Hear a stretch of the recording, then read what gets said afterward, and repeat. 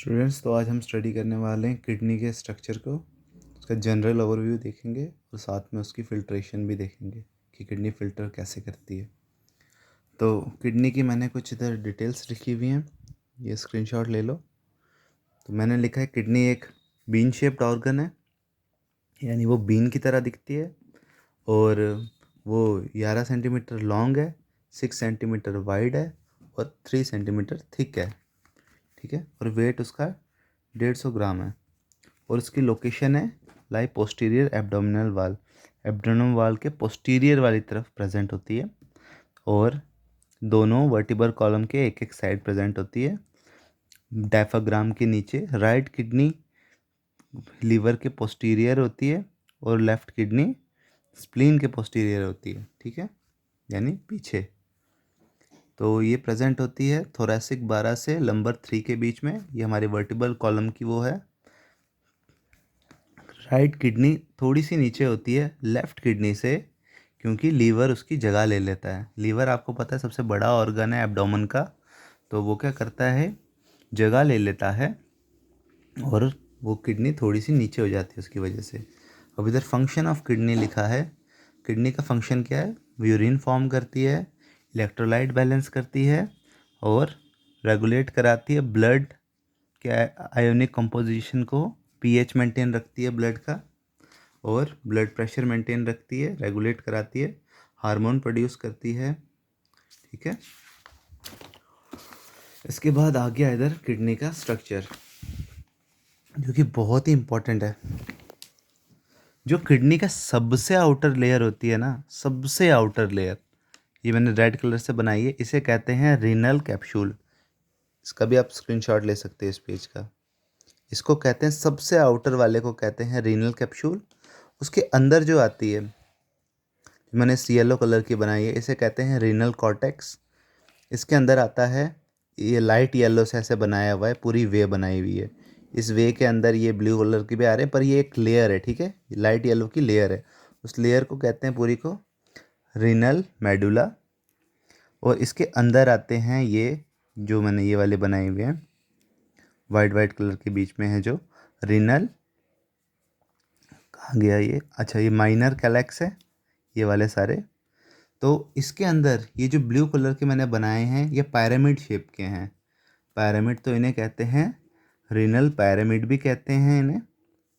ठीक है, ये रीनल पिरामिड हमारे आ रहे हैं रीनल मेडुला रीजन के अंदर, ये लाइट येलो रीजन के अंदर है ना, इसलिए इसे हम रीनल पिरामिड भी बोलते हैं इसको। इसके अंदर इसकी छोटी छोटी ब्रांचेज आती हैं, ये रीनल पिरामिड से निकलती हैं। इन छोटी छोटी ब्रांचेस को हम कहते हैं माइनर कैलेक्स। ये बाद में अटैच होते हैं थोड़ी बड़ी बड़ी ब्रांचेस के साथ। छोटी छोटी ब्रांचेस अटैच होती हैं थोड़ी बड़ी बड़ी ब्रांचेस के साथ, इन ब्रांचेस को कहते हैं फिर मेजर कैलेक्स। फिर ये वो जाके और बड़ी ब्रांचेस के साथ अटैच हो जाती है, क्योंकि इन्होंने यूरिन फॉर्म करके इसे छोटे छोटे कैनाल से भेजते हैं, उसके बाद बड़ी कैनाल में भेजते हैं, उसके बाद और बड़ी कैनाल में भेजते हैं। और जब बड़ी कैनाल में भेजा उसे कहते हैं हम रीनल पेल्विस। ये वाला रीजन आ गया इसका। और ये जो पूरा एट द एंड पोर्शन आता है किडनी का, जहाँ पे पूरी आर्टरीज, वेन और साथ में ये रीनल पेल्विस वगैरह पूरे बाहर के लिए आते हैं इधर से, इस पूरे रीजन को हम कहते हैं हाइलम। ठीक है, इसे रीनल हाइलम के नाम से भी जाना जाता है। इस एरिया में मैंने शो किए हैं, रीनल आर्टरी होती है, रीनल वेन होती है, रीनल कैपिलरीज होती है। इसके बाद ये पूरी जो एक ट्यूब लाइक स्ट्रक्चर बाहर के लिए आता है, इसे हम कहते हैं यूरेटर। ठीक है, जिसमें से हमारा यूरिन बाहर के लिए आ जाता है। और ये मैंने ग्रॉस स्ट्रक्चर ऑफ किडनी बनाया हुआ है, ये जो है हमारा। इसका माइक्रोस्कोपिक स्ट्रक्चर अगर आ जाए तो आपको उसमें क्या बनाने हैं, नेफ्रॉन्स बनाने हैं। आपकी जो नेफ्रॉन होते हैं ना, किडनी का basic and functional structure unit होता है आपका नेफ्रॉन, वो इधर प्रेजेंट होता है पिरामिड के ऊपर थोड़ा सा और अंदर भी। ठीक है, इस रीजन पे प्रेजेंट होता है, इस लाइन के, यानी वो आपका रीनल कॉर्टेक्स में भी होगा और रीनल मेडुलर रीजन में, दोनों में होता है। ठीक है, एक ही होता है, बट वो इधर उसका हेड पार्ट होता है, इसकी जो लाइन के अपर हेड पार्ट होता है और पूरा लोअर पार्ट उसका लाइन के नीचे होता है, यानी कि वो दोनों रीजन को फॉलो करता है, कॉर्टेक्स भी और मेडुला भी। ठीक है, इसके बाद थोड़ी सी डिटेल लिखी हुई है रीनल के ग्रॉस स्ट्रक्चर के बारे में। इधर मैंने लिखा है आउटर पार्ट जो रीनल कैप्सूल होता है, इसके बाद उसके अंदर आता है कॉर्टेक्स पार्ट जो कि रेडिश ब्राउन होता है, इसके बाद लिखा है मेडुलरी पार्ट, जिसके अंदर पैरामिड्स होते हैं। पैरामिड्स कम से कम 8 से 18 कोन्स के बीच में होते हैं, लेकिन ये देखा गया है कि नॉर्मल वेरी करते हैं पीपल टू पीपल में कितने लोब्स आ रहे हैं, ठीक है। तो 18 कोन शेप्ड लोब्स, रीनल लोब्स देखे गए हैं। और इसके बाद आती है इसकी ब्लड सप्लाई, कि किडनी को ब्लड सप्लाई कैसे मिलती है। तो इससे ऊपर लिखा हुआ है कि renal arteries left and right branches from abdomen aorta receive 20% of cardiac output, यानी जो भी हमारा दिल अपना ब्लड सप्लाई करता है उसमें से 20% हिस्सा इसके पास आ जाता है, वो जाता है कार्डियक आउटपुट से सीधा segmental artery. Segmental artery supply करती हैं सीधा interlobular artery. Interlobular artery kidney के पास से ब्लड पहुंचाती हैं, जिसमें वो किडनी में आ जाता है। किडनी में आर्कुएट आर्टरी के पास आ जाता है। आर्कुएट आर्टरी के पास आने के बाद एफरेंट आर्ट्रियोल के पास आ जाता है, ठीक है, जो कि ग्लोमेरुलाई में प्रेजेंट है, ठीक है। एफरेंट और इफरेंट उसमें प्रेजेंट आती है, आप देखोगे आगे। आगे वेनस ड्रेनेज, फिर ड्रेन कहाँ करता है, through renal vein, they merge into inferior vena cava के पास भेज देता है। उसके बाद इधर नेफ्रॉन की कुछ डिटेल्स लिखी हुई हैं। अभी मैं ये नहीं पढ़ाने बैठूंगा, आप इसकी स्क्रीनशॉट ले लो। इसके बारे में डिटेल में बताऊंगा आगे। इसके बाद माइक्रोस्कोपिक स्ट्रक्चर है, जो कि बहुत ही इंपॉर्टेंट है नेफ्रॉन का। इसकी भी आप स्क्रीनशॉट ले सकते हो। आगे जब मैं फिल्ट्रेशन पढ़ाऊंगा ये खुद ही उसमें कवर हो जाएगा। जब हम फिल्ट्रेशन यूनिट स्टार्ट करेंगे तब खुद ही ये चीज़ें कवर अप होने लग जाएंगी।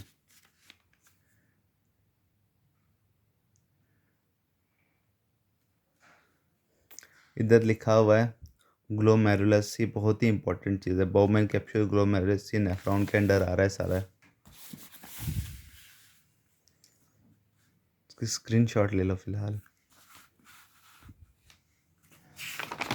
अच्छा, अब हम आगे अपने मेन टाइप में, जब इसमें हमने पढ़ना है मैकेनिज्म ऑफ यूरिन फॉर्मेशन। अब यूरिन बनता कैसे है किडनी के अंदर। तो जैसे मैंने आपको बताया किडनी में पायरामिड रीजन होते हैं। पायरामिड रीजन में नेफ्रॉन्स प्रेजेंट होते हैं, जो कि किडनी का स्ट्रक्चरल एंड फंक्शनल यूनिट है। वो बहुत ही इंपॉर्टेंट पार्ट प्ले रोल करता है। वो फॉर्मेशन ऑफ यूरिन करता है और मेन फंक्शन जो किडनी के वो सारा वही परफॉर्म करता है। तो अब यूरिन बनता कैसे है, ये हमने 3 स्टेप में से डिवाइड किया गया है। अल्ट्रा फिल्ट्रेशन, सेलेक्टिव रीअब्जॉर्प्शन और ट्यूबुलर सिक्रेशंस, 3 स्टेप में डिवाइड किया है। अल्ट्रा फिल्ट्रेशन यानी पहले जो भी ब्लड आएगा उसमें थ्रू एफरेंट आर्ट्रियोल के द्वारा हमारे नेफ्रॉन्स में, उसकी अल्ट्रा फिल्ट्रेशन होगी। उस ब्लड की पहले फिल्ट्रेशन होगी, ठीक है, उसमें से कंटेंट छटेंगे। उसके बाद सेलेक्टिव रीअब्जॉर्प्शन होगा, यानी कि वो जब आगे के प्रोसेस में जाएगा उसमें से वापस से चीज़ें ले ली जाएंगी, यानी रीअब्जॉर्ब कर ली जाएंगी जो जो अच्छी चीज़ें लग रही हैं। उसके बाद ट्यूबुलर सिक्रेशंस होगा, ट्यूब में से भी कुछ कंपोनेंट्स देखेंगे और बाकी हम बाहर भेज देंगे, ठीक है। ट्यूबुलर में से भी कुछ इंपॉर्टेंट चीज़ें एब्जॉर्ब कर लेंगे और बाकी अनइम्पॉर्टेंट चीज़ें जो इधर और भी ट्यूब्स प्रेजेंट होती हैं उनमें से चीज़ें आएंगी इसके पास वापस से, और फिर उसे जो अनवांटेड चीज़ें वो बाहर चले जाएंगी, ठीक है। यानी अल्ट्रा फिल्ट्रेशन में क्या हो रहा है, सबसे पहले जो ब्लड सप्लाई आ रही है उसमें से इंपॉर्टेंट कंटेंट नीचे को जाएगा, बाकी फ़िल्टर होके नीचे जाएगा। सेकंड वाले में जो इंपॉर्टेंट चीज़ें इधर से आ गई हैं वो वापस आ जाएंगी। उसके बाद जो चीज़ें वापस गई अगर उसमें से भी कुछ अनइम्पॉर्टेंट है तो वो वापस आ जाएगा, और जो इसमें से आ रहा है वो तो आ ही रहा है, जो उसमें से भी अनइम्पॉर्टेंट है वो भी वापस से डीसीटी में आ सकता है। उसके बाद हम उसे बाहर निकाल देते हैं कलेक्टिंग डक्ट के द्वारा, ठीक है। तो सबसे पहले पढ़ेंगे अल्ट्रा फिल्ट्रेशन। अल्ट्रा फिल्ट्रेशन में मेन है कि अल्ट्रा फिल्ट्रेशन वर्क कैसे करता है, वो भी बहुत इंपॉर्टेंट है जानना।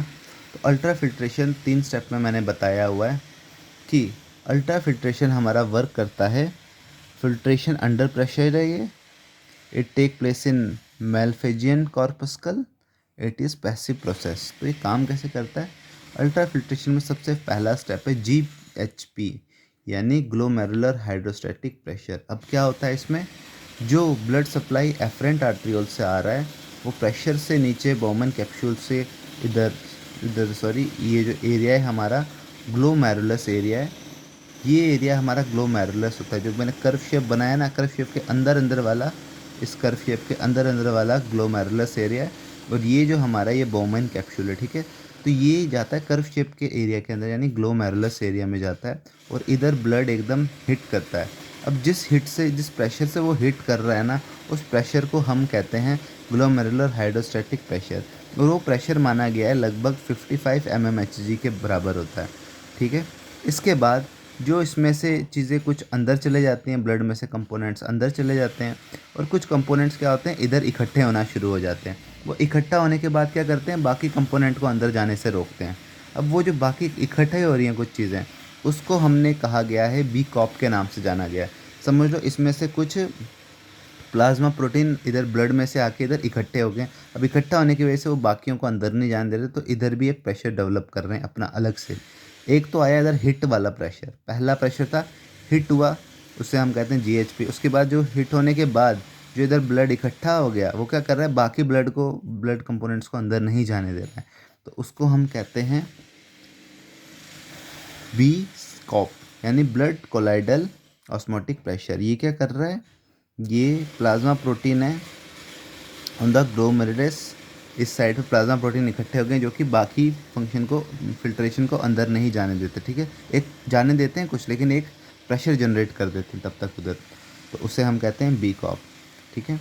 ये कितना माना गया है, ये है 30 mmHg। ऊपर वाला था 55 mmHg, ये है 30 mmHg। इसके बाद क्या होता है, फिर इसमें से फ्लूइड फिल हो रहा होता है बोमेन कैप्सूल में, ग्लोमेरुलस से बोमेन कैप्सूल में फ्लूइड फिल हो रहा था। अब क्या होता है, फ्लूइड फिल्ड होने के बाद जब भर जाता है, तो इधर से भी ये प्रेशर लगाता है अपोजिट डायरेक्शन के लिए, क्योंकि ये भर चुका है। अब ये उधर से भी एक प्रेशर जनरेट करता है अपवर्ड के लिए, कि बस मैं भर चुका हूँ, तो ये इस तरफ के लिए प्रेशर लगाता है। इस प्रेशर को क्या कहते हैं, CHP, यानी कि कैप्सुलर हाइड्रोस्टैटिक प्रेशर। यानी कैप्सूल फिल हो रहा है, अब वो अपना प्रेशर जनरेट करेगा कि बस अब नहीं आने देना अंदर। तो उस वो कितना प्रेशर होता है, वो होता है 15 mmHg। तीन प्रेशर इधर मैंने लिखे हैं, 55 mmHg, 30 mmHg और 15 mmHg। अब इन तीनों प्रेशर का हम एक मीन प्रेशर निकालेंगे कि टोटल कितना प्रेशर जनरेट करवा देती हैं ये अल्ट्रा फिल्ट्रेशन में। तो इफ़ेक्टिव फिल्ट्रेशन प्रेशर निकालना है, EFP। तो EFP में से हमने क्या किया, GHP जो था minus B COP plus CHP। GHP क्या था हमारा, GHP ये था, GHP B COP minus CHP, ठीक है। इसमें से इन दोनों को पहले माइनस करना है, पहले प्लस करना है, इन दोनों को प्लस करेंगे और फिर इसमें से माइनस कर देंगे। तो हमने लिख दिया इधर GHP कितना था 55 mmHg, बी कॉप कितना था 30 और CHP कितना था 15। तो इन दोनों को प्लस कर दिया, जितना आया इसमें से माइनस कर दिया, तो total overall effective filtration pressure हमारा बन रहा था 10 mmHg के बराबर। तो ये हमारा आया कि कितना अल्ट्रा फिल्ट्रेशन में कितना प्रेशर जनरेट होता है और कितना इफेक्टिव प्रेशर निकलता है, वो आया 10 mmHg। तो अल्ट्रा फिल्ट्रेशन का बेसिकली यही था। इसमें मेन इंपॉर्टेंट यही होता है कि प्रेशर रिलेटेड आपको नॉलेज होनी चाहिए कि अल्ट्रा फिल्ट्रेशन में कितना प्रेशर अप्लाई हो रहा है, कहाँ से हो रहा है। तो फिल्ट्रेट जो आया आपका वो क्या है, डीप्रोटोनाइज्ड प्लाज्मा, यानी वो प्राइमरी यूरिन है, ठीक है। प्राइमरी यूरिन क्यों बोल रहे हैं, क्योंकि अभी भी इसमें और भी बहुत सारे कंपोनेंट प्रेजेंट हैं, अभी वो प्रॉपर यूरिन नहीं बना है, तो अभी उसे हम प्राइमरी यूरिन के नाम से जानते हैं। तो ग्लोमेरुलर फिल्ट्रेट रेट 120 ml पर मिनट के हिसाब से जनरली बनता है ग्लोमेरुलर फिल्ट्रेट में। और अगर 650 ml ब्लड एंटर किया है from efferent arteriole to make 120 ml of glomerular filtrate बन जाता है, ठीक है। तो ये मैंने बताया है, अगर 24 घंटे में 1440 मिनट होते हैं, तो 120 ml पर मिनट के हिसाब से अगर हम निकाल के देखें, अगर वो फिल्ट्रेट कर रहा है, तो लगभग किडनी एक 172 लीटर्स एक दिन में फ़िल्टर करवा देती है, ठीक है। 172 लीटर लगभग एक दिन में फ़िल्टर होता है आपका ब्लड नहीं फ़िल्टर हो रहा, वो ब्लड भी फ़िल्टर करा रही है, साथ साथ उसमें से यूरिन भी उसमें से ब्लड पास आउट होता है इसमें से, नेफ्रॉन्स में से, ठीक है।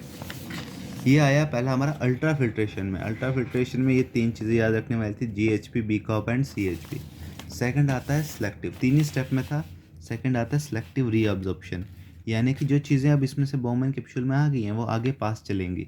तो जब ये आगे के लिए पास होंगी तो उस टाइम पे हम क्या करेंगे, ठीक है। तो अब क्या हो गया कि चीज़ें आगे के लिए बढ़नी शुरू हो गई। अब सिलेक्टिव रीअब्जॉर्प्शन की बारी थी। इसकी भी आप फ़ोटो ले सकते हो।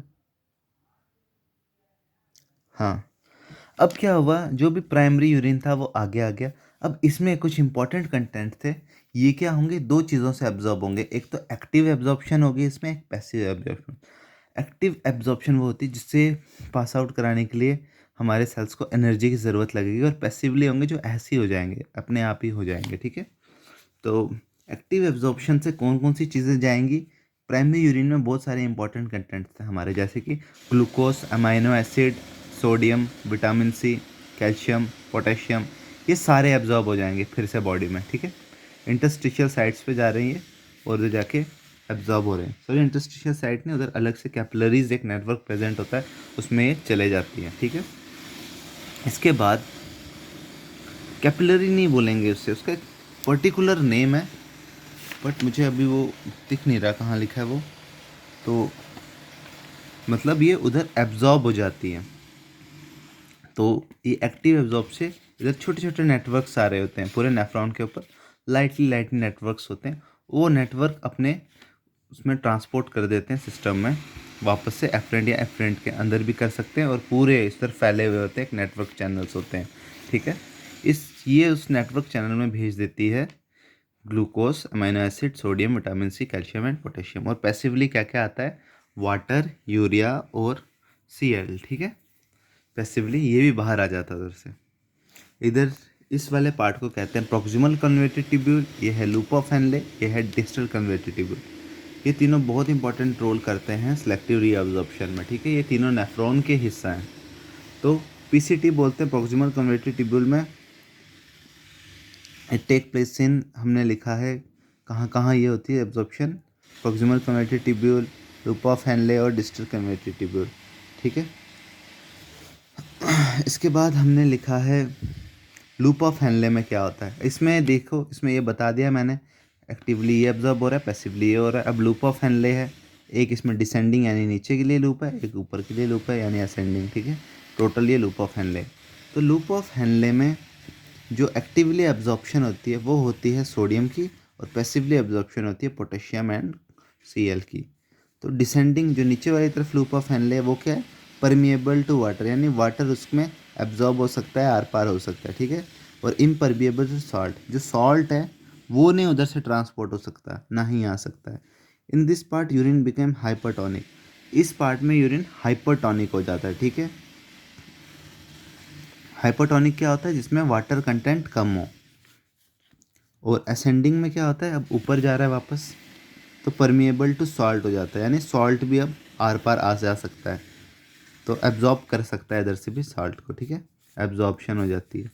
और साथ ही साथ इम्परमिएबल टू वाटर, अब इधर से वाटर आर पार नहीं जा सकता, ठीक है।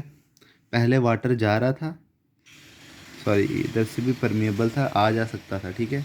पर अब वाटर की ट्रांसपोर्ट सिस्टम, इधर वाटर हो आ जा सकता था, इधर वाटर नहीं आ जा सकता, ठीक है। आया अब डिस्टल कन्वर्टेड ट्यूब्यूल। 3 हिस्से बताने थे मैंने सेलेक्टिव रीअब्जॉर्प्शन के, proximal converted tubule, loop of Henle and distal converted tubule. अब डिस्टल कन्वर्टेड, इसमें हमने यही देखना है एक्टिवली और पैसिवली क्या क्या सॉल्ट कंटेंट, वाटर कंटेंट कौन से आ रहे जा रहे हैं, ठीक है। तो इसमें एक्टिवली क्या क्या एब्जॉर्ब हो सकता है, sodium under the effect of aldosterone hormone में, एल्डोस्टेरोन हार्मोन्स के अंडर इफेक्ट सोडियम क्या होता है, एब्जॉर्ब हो जाता है। और पैसिवली क्या होता है, वाटर होता है under the effect of anti diuretic hormone, ठीक है, उसके इफेक्ट में आके ये हो जाता है एब्जॉर्ब। अब आ गया कलेक्टिंग ट्यूब्यूल, यानी कि at the end last tube थी। ये हमारा नेफ्रॉन है, इसमें था हमारा proximal converted tubule, loop of Henle, distal converted tubule और कलेक्टिंग ट्यूब्यूल, ठीक है। पूरी सिलेक्टिव रीअब्जॉर्प्शन इस पूरे सर्किट में होती है। आगे आ गया कलेक्टिंग ट्यूब्यूल। अब कलेक्टिंग ट्यूब्यूल क्या करता है, अब ये कर लेता है, एब्जॉर्ब कर लेता है H2O all the molecules which observe the four side now goes into peritubular network. जो मैं आपको बता रहा था ना, नेटवर्क होती है पूरी नेफ्रॉन के ऊपर, जहाँ पे ये सारा कंटेंट जा रहा है, जहाँ पे मैंने आपको बताया था ये सारा कंटेंट जहाँ जा रहा है, हमारा सोडियम हो गया, विटामिन सी हो गया, पूरा जो एब्जॉर्ब हो रहा है ये सारा एब्जॉर्ब होता है इधर। नेटवर्क्स होते हैं, मैंने आपको बताया था नेटवर्क, उन नेटवर्क्स को क्या कहते हैं, उसका नाम है पेरिट्यूबुलर कैपिलरी नेटवर्क। वो नेटवर्क पूरे नेफ्रॉन के ऊपर ऐसे मौजूद होते हैं, उसमें वो चीज़ें एब्जॉर्ब कर लेता है, ठीक है। तो कलेक्टिंग ट्यूब्यूल क्या कराती है, इसमें जो भी कुछ एब्जॉर्ब हुआ है, अब इसमें से चीज़ें नहीं चाहिए उसे, तो वो वापस भेज देता है डीसीटी में। डीसीटी के साइड्स पे जाता है, या तो कलेक्टिंग ट्यूब्यूल में डायरेक्ट चले जाता है, या तो डीसीटी में जाता है, ठीक है। वो पूरी अनवांटेड चीज़ वापस से भेज देता है इधर।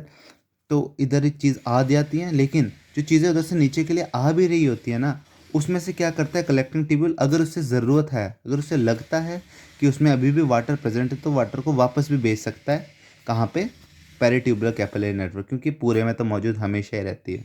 तो all of this molecule urea travel through peritubular capillaries now come under DCT side by tubular secretions, ठीक है।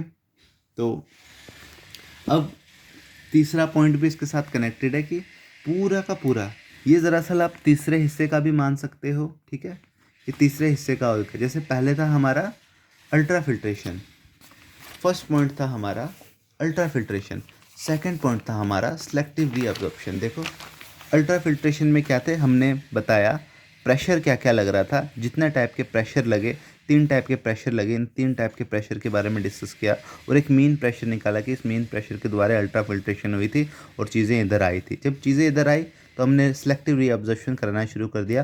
Proximal convergent tubule, loop of Henle और डीसीटी में कौन कौन से एक्टिव एंड पैसिव रीअब्जॉर्प्शन हुए उनके बारे में पढ़ा।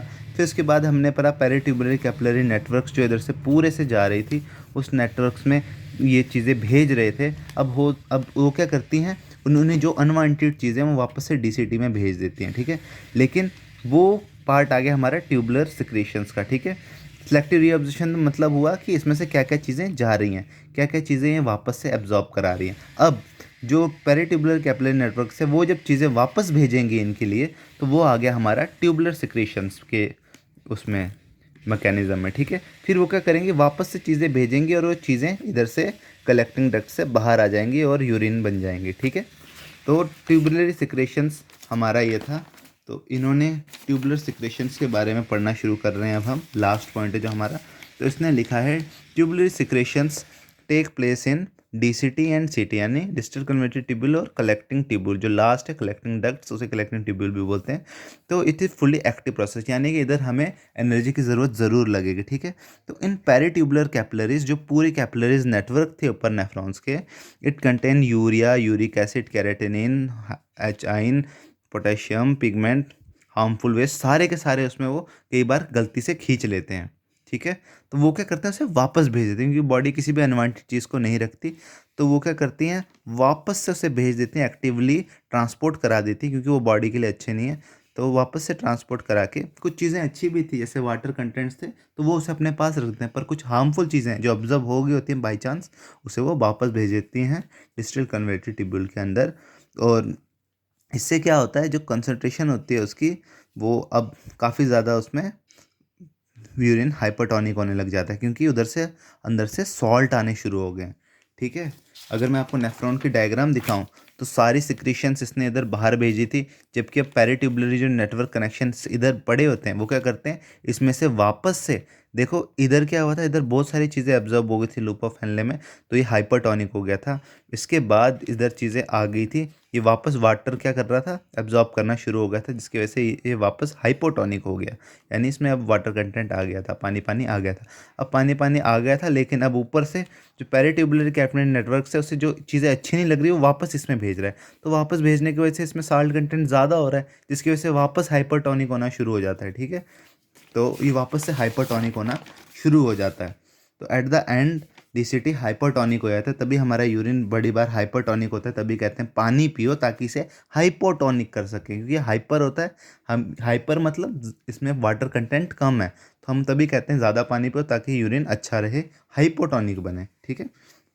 तो क्या होती है, सब्सटेंस एस्केप करती है अल्ट्रा फिल्ट्रेशन को, जो अल्ट्रा फिल्ट्रेशन से बच गई होती हैं आगे आके, कुछ चीज़ें आ गई होती हैं, उसे हमारा फिर से बॉडी सिस्टम पकड़ लेता है और क्या करता है, डीसीटी में फेंक देता है, जिसकी वजह से यूरिन की कंसंट्रेशन ज़्यादा हो जाती है, साल्ट की कंसंट्रेशन, जिसकी वजह से यूरिन हमारा हाइपरटोनिक हो जाता है। इसके बाद हाइपरटोनिक यूरिन पास हो जाता है और यूरिन के इधर नॉर्मल बताया गया है, 800 से 2000 ml पर डे यूरिन करते हैं, ठीक है। इससे 800 से तो ज़्यादा ही होता है, ठीक है। अपीयरेंस क्या होती है, ट्रांसपेरेंट होनी चाहिए, यहाँ पेल येलो। ट्रांसपेरेंट तब होगी जब आप ज़्यादा पानी पियोगे, यानी हाइपोटोनिक करोगे तो ठीक है। और ऑर्डर एरोमेटिक होता है, पीएच 4.8 एसिडिक होता है मैक्सिमम देखा गया, या फिर 7.5 भी हो सकता है, साथ हमारा न्यूट्रल होता है, ठीक है। तो हाइपरटोनिक यूरिन मेनली देखा गया है। ओके।